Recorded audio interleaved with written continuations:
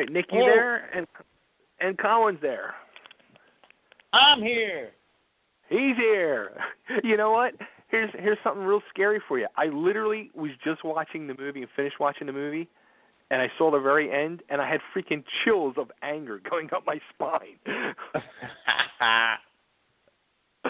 Well, that's good. Oh. We did our job. Oh, crap. You got me all twisted up now. So, for everybody listening, this is Colin Cunningham, actor extraordinaire. My co-host Nick is on the line as well. He's a big fan from shows you've done like Blood Drive and Preacher, so he wants to talk to you about that stuff. Cool.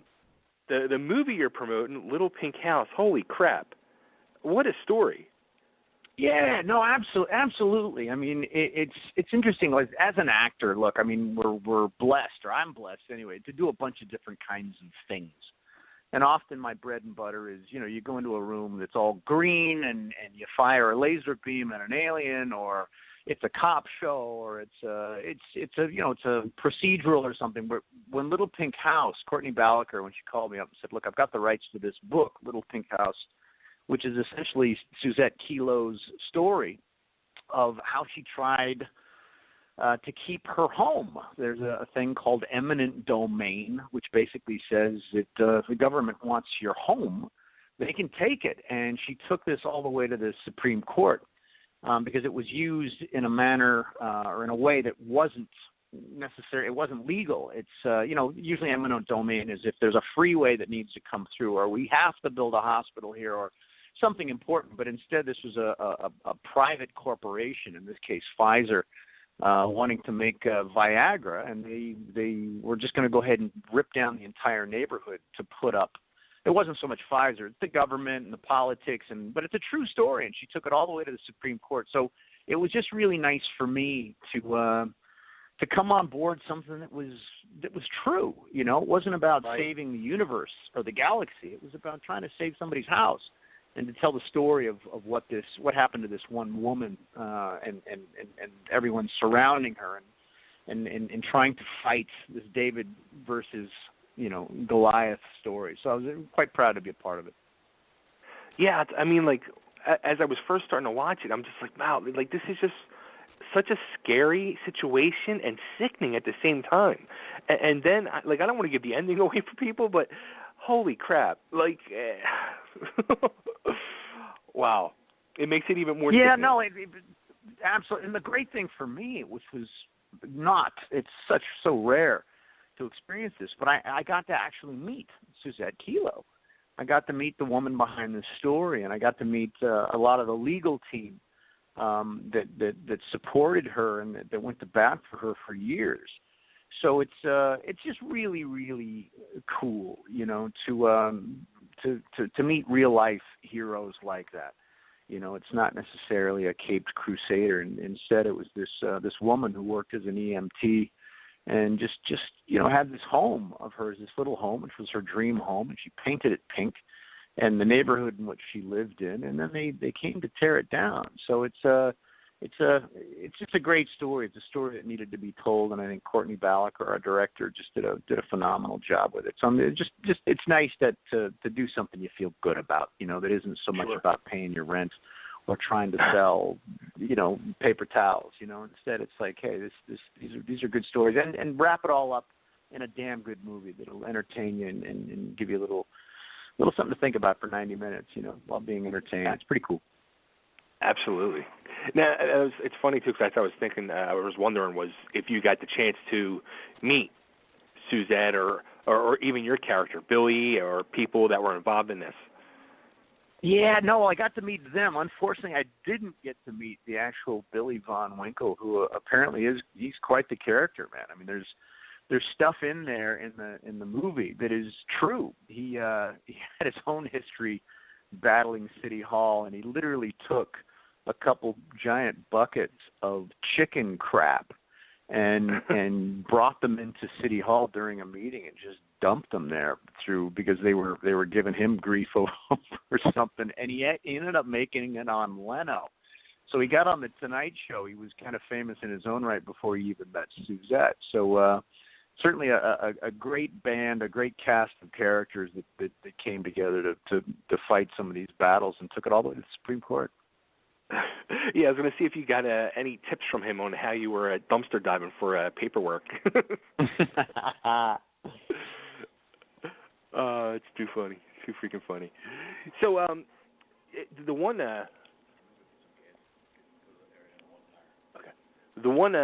scene that was really, that I thought heart-wrenching was as they demolished the house next door to the pink house, and Suzette's out there on her front little porch sweeping all the debris off. I was just like, oh, man, like that was just like the scene in the movie that really got to me.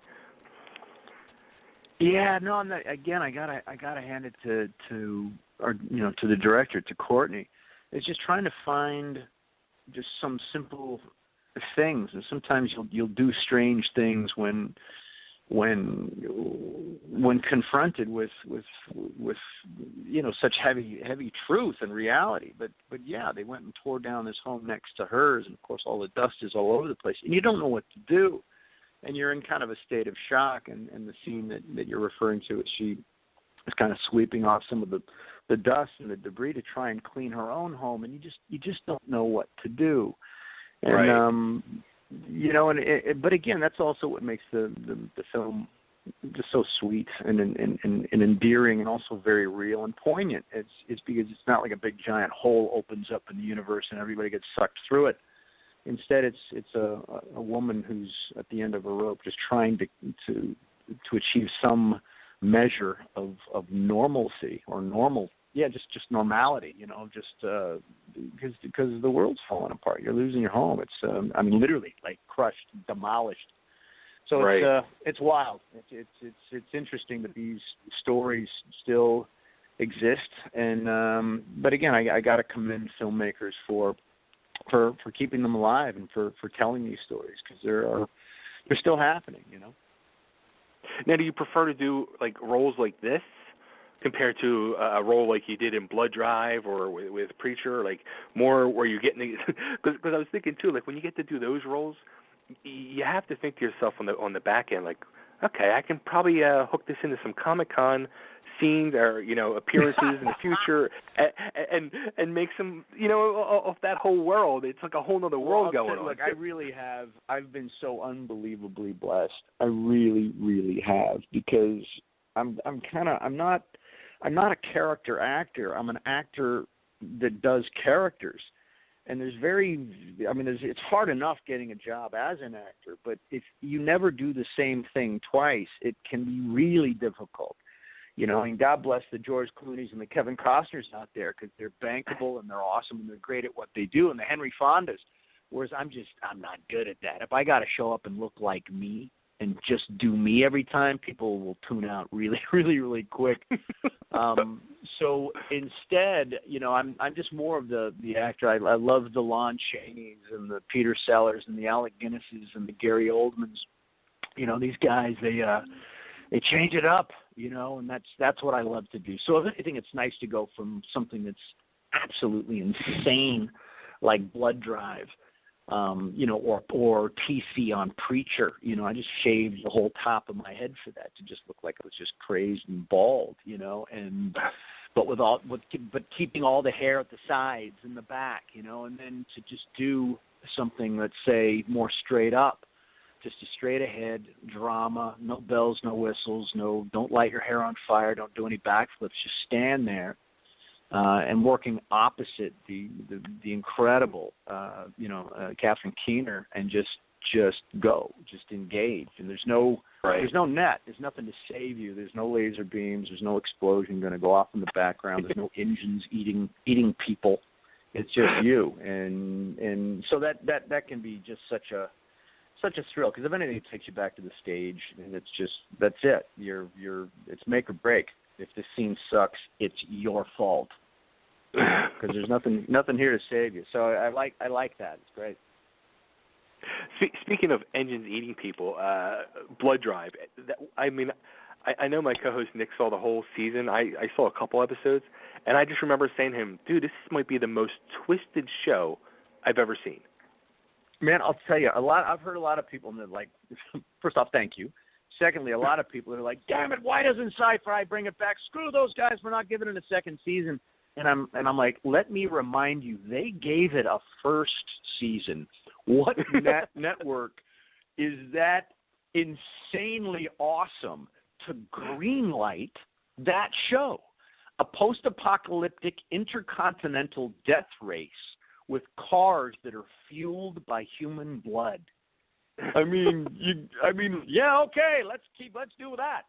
But they did. They bankrolled it, and we went out there, myself and James Rowland and David Straighton, and it was an incredible experience, man, because it had never been done before. I mean, a lot of times it was like, well, what do we, this scene or this location or this, what are we doing here? It's like, I don't know.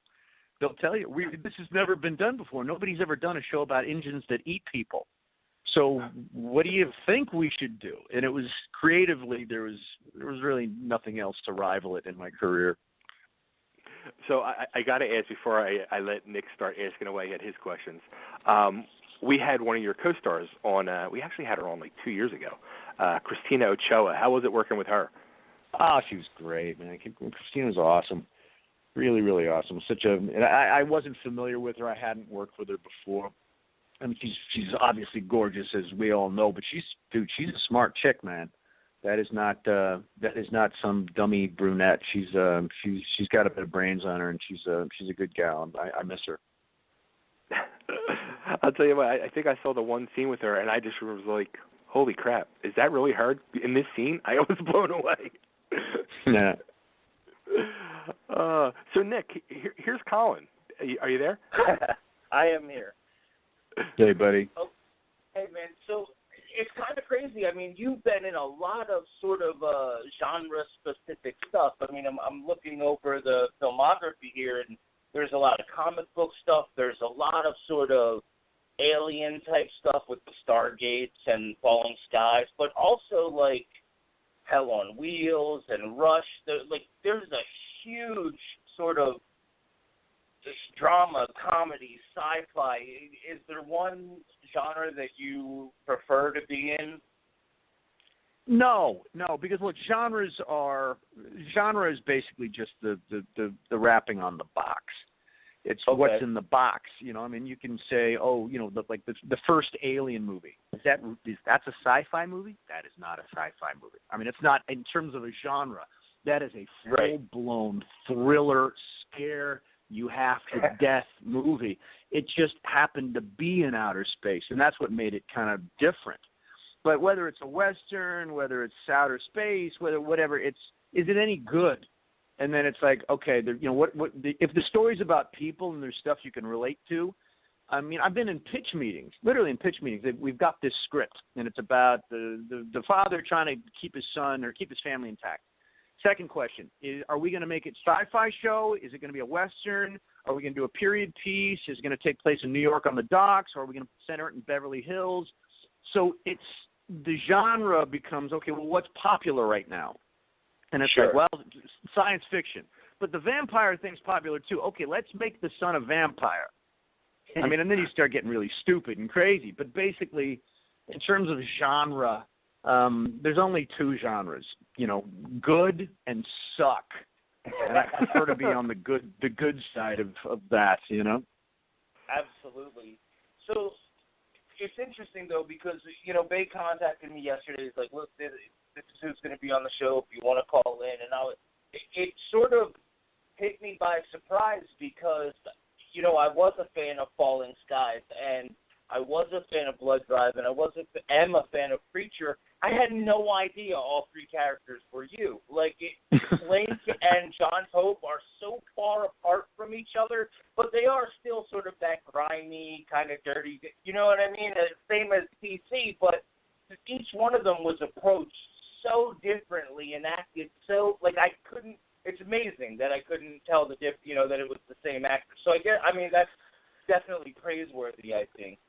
Well, it is, and I accept it with gratitude and humility. Look, I appreciate that. All my favorite actors, my favorite actors are the Gary Oldman guys and the Peter Sellers and the Alec Guinnesses and the Lon Chaneys and the the guys that disappear, but it makes it, I gotta say, it makes it extremely hard sometimes. It's hard enough being an actor and trying to get a job, but for me, it can be harder because I never do the same thing twice, and I never know what I'm gonna do.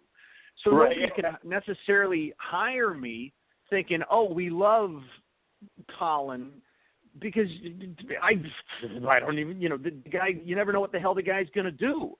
So nobody's going to cast me off of my name. I need to audition for each and everything, and it's tough because it's never the same kind of thing. It's so Absolutely. but I appreciate it because look, there's a lot of luck involved too. But it is great. Look, I and also just me personally, I love to. It's nice to be acknowledged for what you do, but I don't necessarily want to be recognized. I mean, I really don't. I don't need the nice table in the restaurant. I don't want my photo taken. I mean, I want to be able to go and watch you. I want to go to the beach. I want to go to sit in the park, sit on a bench, and I will monitor your ass. I don't want anybody looking at me. So at best, and it is what it is. But sometimes, somebody says, "God, I know you from somewhere." They can't quite place it. That's fine. That's fine, because I'm sure we've all been out with a familiar face, and you can't go out. You can't. It's like, hey, let's go out. It's like, no, I'm not with you. I'm staying in. It's just not fun. So you don't want people coming up to you to take selfies to put on Instagram? It's weird. Like, you know what? That stuff in itself that part's never bothered me so much. What is weird, I should say, is that you realize that you thought you were alone. You thought you were just eating. You thought you were just reading. You thought you were just doing whatever you were. And then you realize, no, you've been monitored since you walked in here. That's the weird part. It's like you just thought you didn't think anything until somebody pointed you out. Then you realize, oh, my God, you're not anonymous. And it's just weird. All of a sudden you're singled out when you were just sitting there, thinking about your life or whatever. So it's just odd. It's odd. But fortunately, it doesn't happen all that often. It really doesn't, because the stuff I do is so different from one thing to the next. Nobody's ever really quite sure, or they don't know where from. And I'm not a big name. It's great, so I don't want nor need the entourage or any of that kind of stuff. I'm able to kind of go from one gig to the next, do what I absolutely love to do, and then just kind of just disappear back into the bushes again. It's great. Nick, do you have anything else? Yeah, well, okay, so I wanted to talk a little bit about Falling Skies, because it was kind of a big deal, right? I mean, this is executive produced by Steven Spielberg. It lasted 5 seasons, and kind of like what you're talking about, the characters that you portray and how you're not sort of typecast into one sort of genre or type of villain or anything like that. I thought it was amazing that the show itself was full of actors that sort of have that same sort of thing going on for them. I mean, guys like Will Patton and Doug Jones, of course, I mean, they blend in everywhere. Sometimes you just don't realize they're there, and it was amazing to see it come together, and your arc especially, because you sort of went from like badass villain to badass good guy to badass villain again. And it was everybody I know that watched the show loved Pope. You know what I mean? And sometimes that can be hard when you're trying to play a villain. Well, I'll tell you, look, there was a lot of great stuff in Falling Skies. I mean, just look at the last couple seasons of the show. It kind of lost its way. It did. And I say that with respect and gratitude, but it did. It was like, what the hell's going on? But the first 2 years, man, 2-3 years, like it was really trying to do something, and it may not have always been successful, but it was trying, and it was honest in its approach. But I think we went through, in 5 years, they went through 6, maybe 7 head writers, showrunners, and that's not good. It's not a good thing. So there were, look, it was what it was, and I'm so grateful to have been a part of it, and to I work with Noah Wiley to this day is one of the most generous professional actor human beings I've ever met. He really did. The bar was so unbelievably high with him. He taught me a lot. He taught me, in addition to just his acting, which I always thought was superb, but what, because he was also one of the producers on the show, and what he had to personally navigate, and with all the stuff that nobody hears about, and he was able to still show up on set and never once make you feel. He just kept it all separate, and he was still there to give you 1,000%, and so generous with his time and with the lens. And anyway, I tip my hat to that guy. And Greg Beeman was just one of the best producer directors I've ever worked with in my life. And of course, to have Spielberg on a resume is awesome, and it was a great experience, you know. And if anything, I mean, it's nice to be able to go from such a big show with a big budget, and then to do a movie with such heart like Little Pink House, you know, because it was Courtney Ballacher when she called me and says, look, I got the rights to this little book called Little Pink House, which was the Suzette Kilo story, which is a true story about a woman, an eminent domain, and the government wanting to take away her home, to do nothing more than prop up a big giant corporation that didn't even go. Anyway, you got to see the movie. I can't tell you about it. You got to see the flick. But it's great. I've been really, really blessed that I can be battling and saving the universe on one show, and helping a woman try and save her damn house in another. So I've been quite blessed for sure. Now, where can everybody see Little Pink House? Well, now I'm hoping that might be information that you guys can share to your listeners, because I'm not entirely sure. I know that it's a pay per or a subscription service, or it's just out now. You can dial up and use your thumb and you know, launch a rocket, or watch Little Pink House. You can do both. It's kind of cool. You can fly a drone, or you can watch Little Pink House. I say you can watch House. Little Pink House on a drone. The drone can just fly from outside your window, and you can just watch it right there. And we're not saying to fly a drone around a pink house that you find, but to actually watch the movie Little Pink House. Yeah, you order it, and it's just footage of someone flying around a little pink house. Right. Well, Colin, thanks for doing this, man. Thanks for calling in. We were about to reschedule, and I was able to squeeze it in, so we got it done. If I could just get you to cut an ID before I let you go. This is Colin Cunningham. Yeah, but just formally, guys, though, but thank you so much for supporting the film and for supporting me, and just you being a couple of wackos that you are. Thank you. We try. Yeah, so if you can just, this is Colin Cunningham, and you're listening to Totally Driven Radio. Got it. This is Colin Cunningham, and you are, do it now? Yep, go for it. You guys got it? Oh, sorry, I thought I heard some feedback. Here we go. 3, 2. This is Colin Cunningham, and you are listening to Totally Driven Radio. Awesome. That's awesome. Colin, thanks so much, man, and we'll get all that info out there guys. for everything. Take care. Much. Thank you, guys. Talk soon. Bye. All right, bye. And guys, if you want to check out Little Pink House for yourself, you can check it out on Google Play, on YouTube, and you can go to littlepinkhousemovie.com. Like 9 o'clock? Perfect. He's in at 9? Yeah. In at 9? He's usually here between 8 and 9. All right, 9 o'clock.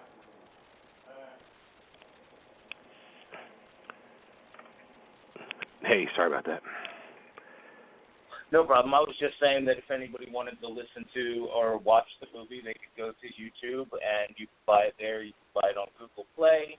You can go to littlepinkhousemovie.com, or you can go to facebook.com/littlepinkhhouse, and it's pretty much available all over right. I'll tell you, I literally just got done watching it, and I flipped over and saw you guys are on there. The final scene is so. I mean, literally, I had chills going up my spine of anger. I really did, honestly. So, I mean, it's the fact that it's a true story, and it's a good movie. It really is. You know, it's crazy because the whole sort of idea behind eminent domain is something that has sort of captured the minds of Americans for a really long time. You know what I mean? If you go back to like some of the westerns and stuff like that, there's always some sort of evil railroad company or evil chemical company, you know what I mean, coming in and trying to take people's lands. So I think it is sort of a topic that always resonates with people because, you know, when you own something, you're constantly afraid somebody's going to take it away from you, you know? Dude, I tell you what, like, I honestly never even, like, thought of that. Like, you hear about it, yeah, like, on the news or TV shows or stuff like that, but I never honestly really thought about it until watching this movie. And it's really, like, eye-opening to see what happened and what they went through, and holy crap. Now, Colin here, dude, like, he's had, like, he was being all modest and stuff, you know what I mean? But I'm thinking, like this dude was in the Crow series, Elektra, Preacher, Smallville, you know what I mean? Like, those are just the comic book ones. Like, we're not even talking about, like, the X-Files and all three Stargates and, you know what I mean? Like, this guy's the Twilight Zone, the Dead Zone, like, lots of really awesome genre stuff, you know what I mean? Like, and it's just crazy how he's almost unrecognizable from one show to the other. It honestly is so impressive. Dude, like, when you were saying that, I was kind of, like, shocked, like, that you didn't realize that it was the same guy. No, because, like, okay, so in Falling Skies, he's, like, this tough, like, rugged biker type. But then when you go to, like, Blood Drive, he was sort of, like, he looked like sort of a dirty magician. You know what I mean? Yeah, he was like the ringleader guy. Right. So there really was no way to sort of look at them and be like, oh, wow, that's the same guy. And like you said in Preacher, he's like a Louisiana hillbilly with a shaved head that's long on the side. He looked like a Freak Show from Harold and Kumar. Crap. So, yeah, I mean, it really is amazing that just, you know what I mean? Like, you can go in there and those are always the actors that sort of impress me, are the ones that are sort of like when Bruce Willis is in a movie, you're like, okay, that's Bruce Willis playing whatever. But this guy's different. This guy, I mean, you remember the character, not the actor, and I think that it says something about the skill level of acting. Yeah, that's cool though. I mean, like it's weird to hear somebody say like they like not being recognized and noticed and. Yeah, it's rare these days. Oh, too funny, man. Wow. That was cool. That was definitely cool. I'm glad you hopped on. Awesome. Yeah, man, it was fun. It was ridiculously hot in my room, but it's all good. We got 1,000 degrees in Arizona right now, but whatever. Oh. Too funny. So, all right, so